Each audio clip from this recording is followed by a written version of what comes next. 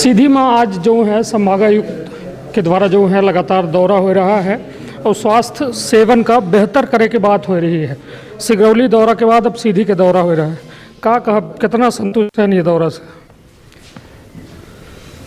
इस दौरा जो हमारा ये उद्देश्य था, हमारे शासन ने एसीएस महोदय ने कहा था कि आप जाके व्यक्तिगत तौर से 2 जिलों का दौरा करके पीकू आईसीयू का निरीक्षण कर प्रतिवेदन दें कि क्या स्थिति है, कब तक रेडीनेस देखने के लिए, क्योंकि तीसरी लहर की संभावना व्यक्त की जा रही है जिसकी तैयारी के परिप्रेक्ष्य में हो रहा है।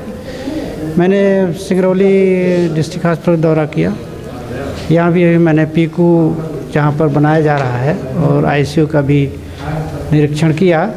चेकलिस्ट के अनुसार काफ़ी कुछ काम हो चुका है, कुछ काम 2-4 दिन में पूरे होने वाले हैं और लगभग 15 तारीख को दिसंबर के इस महीने के लगभग ये बन के तैयार हो जाएगा और उसमें उस समय मॉक ड्रिल करके और उसके बाद ये ऑपरेशनलाइज हो जाएगा, फंक्शनल हो जाएगा। कुछ देर नहीं हो रही है, जिस तरीके से देखा जाए तो केसेस में संख्या में वृद्धि हो रही है लगातार, चाहे यदि कहा जाए अन्य राज्यों की अपेक्षा मध्य प्रदेश में भी अब जबलपुर में भी केस आ गए हैं। इस तरीके से ये माना जाए कि आगामी कुछ दिनों में सीधी में भी वो वेब पहुँच जाएगी यदि जिस तरह हालात है पूरे मध्य प्रदेश में, तो कुछ देर नहीं हो रही है, आपको नहीं लग रहा है?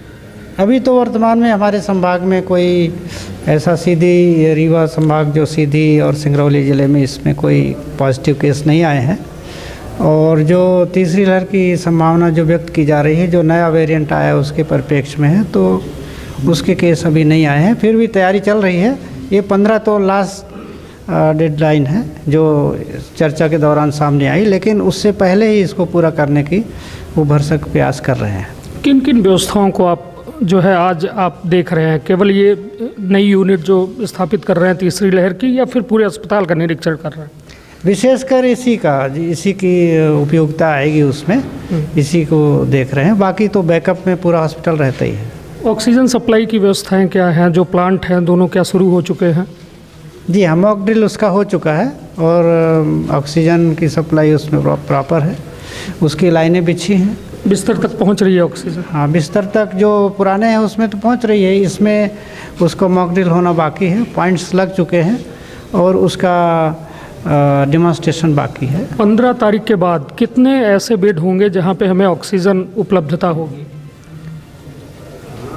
ये तो पीकू और जो नया आईसीयू बनाया जा रहा है एचटीयू, उसके बारे में 10-10 बेड के हैं। इसके अलावा पहले से जो बने हैं और ऑक्सीजन पॉइंट्स बने हैं जो सीएमएचओ ने बतलाया कि 176 पॉइंट है, इसको मिला के है। पहले जो अपने कंप्लीट अच्छा 176 प्लस ये 20 ये हो गए, तकरीबन हमारा पूरा कंप्लीट हो चुका है, करीब 200 पॉइंट्स। सर, बात व्यवस्थाओं की हो रही है तो व्यवस्था में सबसे बड़ा सवाल सर यहाँ पे नर्सिंग हॉस्टल का है।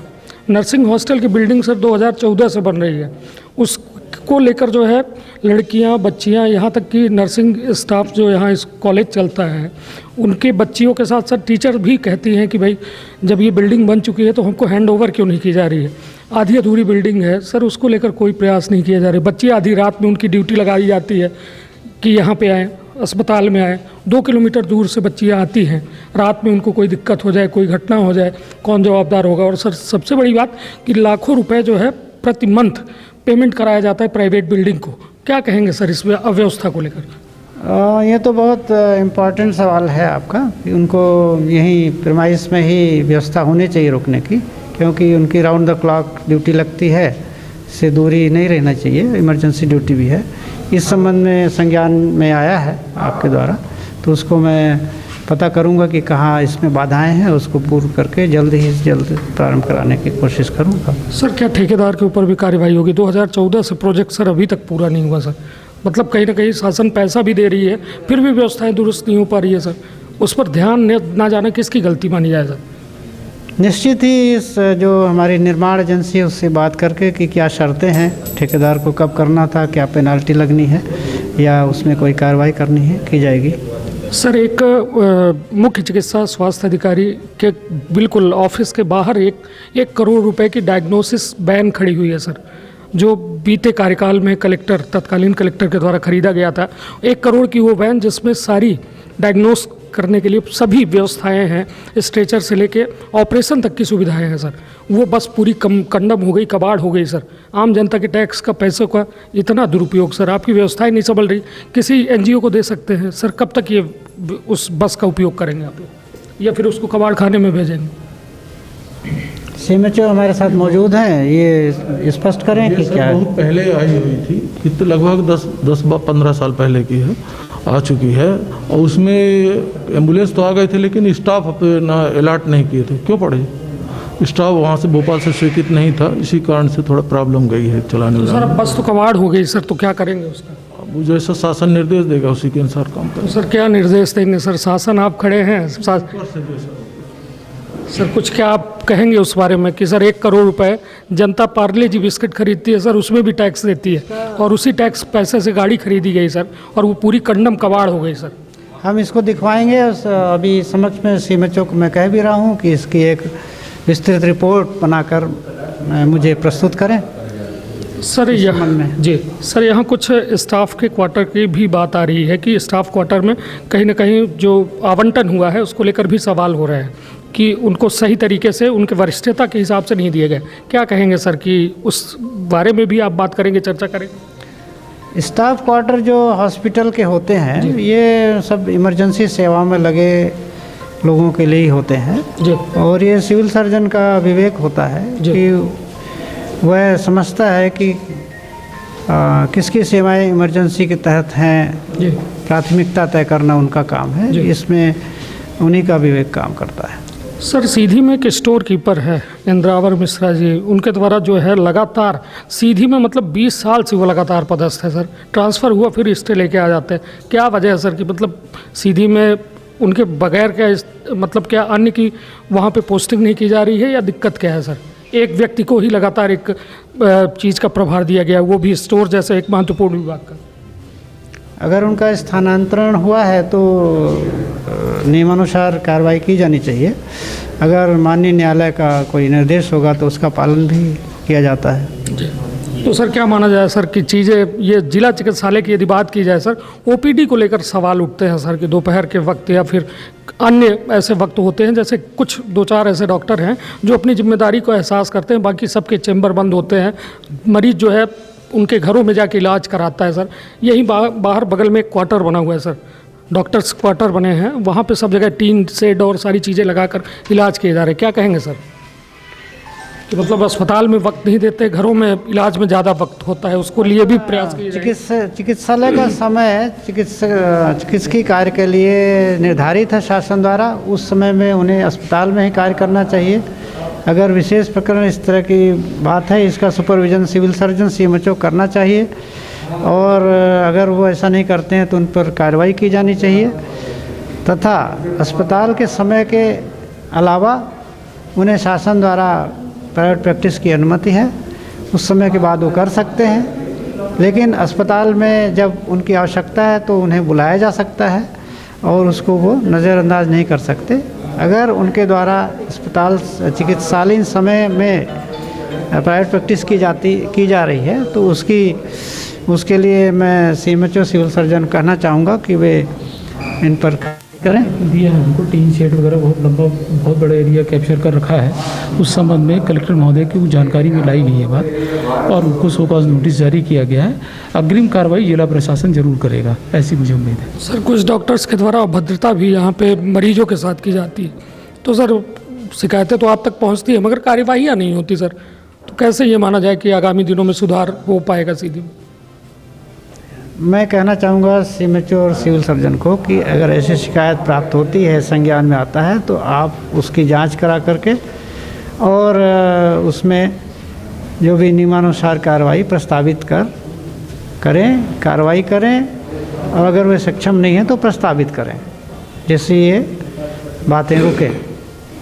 तीसरी लहर के लिए सर क्या अपील करना चाहेंगे? ओमिक्रॉन जो ये नया वेरिएंट आ रहा है कोरोना का, किस हद तक खतरनाक है? क्योंकि एक काफ़ी लंबा अरसा हुआ है कि लोग इस कोरोना के बाद थोड़ा सा सहज हो पाए थे, लोगों के जैसे मास्क को लेकर है अवेयरनेस है, तो जैसे ज़्यादा भीड़ हो तो वहाँ पे क्या है, तो मतलब इसको लेकर क्या आप अपील करना चाहेंगे आम जनता से? बाकी ये तो नया वेरिएंट है, अभी इसके बारे में बहुत ज़्यादा पता नहीं है, सिर्फ ये जानकारी मिली है कि ये बहुत इन्फेक्टिव है और विरुलेंस ज़्यादा है, जल्दी फैलता है और ये तेज़ है। अब वैक्सीन में वैक्सीन इसके खिलाफ़ कितनी कारगर है ये भी स्पष्ट अभी नहीं है, क्योंकि वो अभी यह आना बाकी है कि इसका कितना असर होता है। लेकिन जो सामान्य गाइडलाइन है, जैसे मास्क पहनना, दूरी मेंटेन करना, हाथ साफ करना, ये तो रहेगी, इसी से बचाव किया जा सकता तो सर है। ये माना जाए जीवन भर मतलब इन नियमों का पालन करना पड़ेगा? जिस हिसाब से देखा जाए 2 महीने का छूट मिला लोगों को और अब उसके बाद फिर वही हालात हो गए। अब ये तो अच्छी बात है कि जैसे मास्क पहनना, पहले जैसे मास्क नहीं पहनते थे, किसी को सामान्य वायरल फीवर होता था, सर्दी जुकाम होता था, कई लोगों को हो जाता था, ध्यान दिया होगा। जब से मास्क पहनने की बात आई है कोविड में तो वो भी कम हो गया। सर्दी जुकाम किसी को होता है तो इतना नहीं फैलता, डस्ट से भी बचत होती है, तो दूरी रखने से जो बीमारियां एक दूसरे से फैलती वो नहीं होती। हाथ धोना तो हाइजीन की बात है, सफाई की, तो ये तो है। आपको ध्यान होगा कि बहुत पहले भी, आज से 20-30 साल पहले भी जो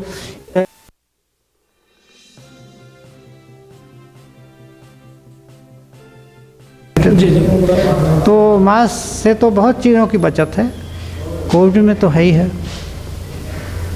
तो मतलब जनता ये सारे नियमों का पालन करते रहे और जो खुद की सुरक्षा जरूर लगवा ले, क्योंकि वैक्सीन लगा रहेगा तो बीमारी कम होगी। तो आप लोगों से सीधी में अभी तो केवल 87% लोगों को ही वैक्सीन लग पाई है, फर्स्ट डोज। 100% तो ये भी नहीं, और सेकेंड डोज भी अभी बहुत ज़्यादा नहीं है, 40% के करीब है। तो हम लोग सभी से यही अपील करते हैं कि जितना जल्दी लग जाएगा तो ये वेरिएंट से कुछ ना कुछ इम्यूनिटी होगी, तो ये आईसीयू और इसका ज़रूरत नहीं पड़ेगी, वैक्सीन से बचाव होगा। निश्चित तौर पर सर, एक इस समय सबसे ज्वलंत मुद्दा सीधी में आना शुरू हो गया। हालांकि अखबारों में बहुत दिनों से चल रहा है कि लोग एक डोज वैक्सीन लगवा रहे हैं, दूसरा डोज का मैसेज ऑटोमेटिक आ रहा है। उन्होंने लगवाया, मेरे पास कई प्रमाण है सर, मैं आपको भेज सकता हूँ कि उन्होंने लगवाया नहीं और दूसरे का मैसेज आ गया। तो क्या कहेंगे सर? ये त्रुटियां हैं, किस कारण से हुई इसकी जांच CMHO अपने DI को थ्रू करवाएं अपने कि ऐसा क्या हो रहा है कि या तो गलत मोबाइल नंबर एक आध डिजिट लोग बदल देते होंगे, तो जो संबंधित है जिसका वो है वहाँ मैसेज पहुँच जाता होगा। तो ये इस प्रकार की त्रुटियां नहीं होना चाहिए और उनको हिदायत दें जो टीम है कि वो सही मोबाइल नंबर डालें जिससे ये ना हो, और अगर ऐसी कोई शिकायत आती है तो उसको रेक्टिफाई करें, सुधारें।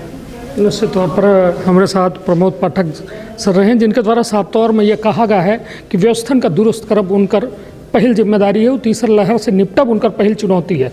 चुनौती का पूर्ण करे खातिर व्यवस्था का पूरा जायजा ले रहे हैं। सिगरौली, सीधी, पूरे रीवा संभाग के अपना का जिम्मेदारी है, दोनों जिला के व्यवस्था का दुरुस्त करे खातिर लगातार प्रयासरत है। साथ में जिला के अन्य मुद्दन में उनके द्वारा बेबाक राय रखी गई। सीधी में सिविल सर्जन और CMHO का निर्देशित किया गया है कि तत्काल चीजन का सुव्यवस्थित करें। तो अपन बहुत ख्याल रखब, अपने परिवार के बहुत ख्याल रखब। धन्यवाद, प्रणाम।